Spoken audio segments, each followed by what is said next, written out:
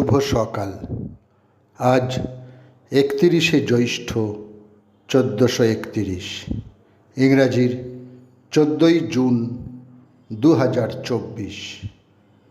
1831 28শে জানুয়ারি প্রতিষ্ঠিত হয় সাপ্তাহিক সংবাদ প্রভাকর।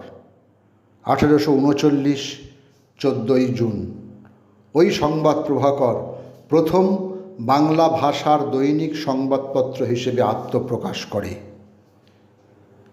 মফস্বলে স্কুল পরিদর্শনে যাবার সময় পালকিতে বসে পথেই বর্ণপরিচয়ের পাণ্ডুলিপি তৈরি করেছিলেন বিদ্যাসাগর মশাই।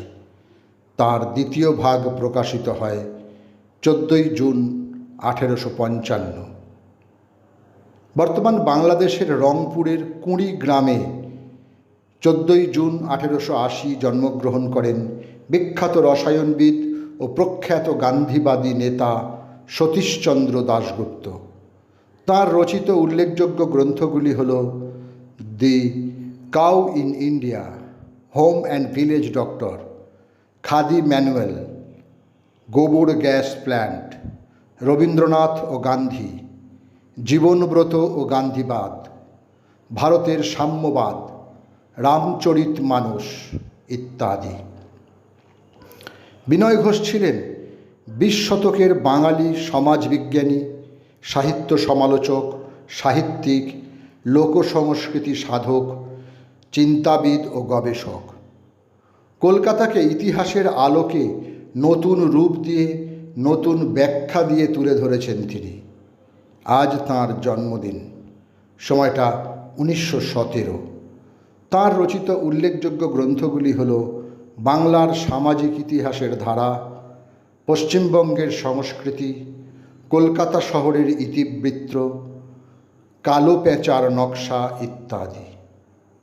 আর্জেন্টিনার একজন মার্ক্সবাদী বিপ্লবী, চিকিৎসক, লেখক, গেরিলা নেতা, কূটনীতিক ও সামরিক তাত্ত্বিক চে গুয়েভারা। আজ তাঁর জন্মদিন 14ই জুন 1928। আর্জেন্টিনার রোজারিওতে তাঁর জন্ম হয়। সুব্রত মুখোপাধ্যায় একজন ভারতীয় রাজনৈতিক নেতা। 1960 সালে তিনি ভারতীয় জাতীয় কংগ্রেসের অধিভুক্ত ছাত্র সংগঠন ছাত্র পরিষদে যোগ দেন।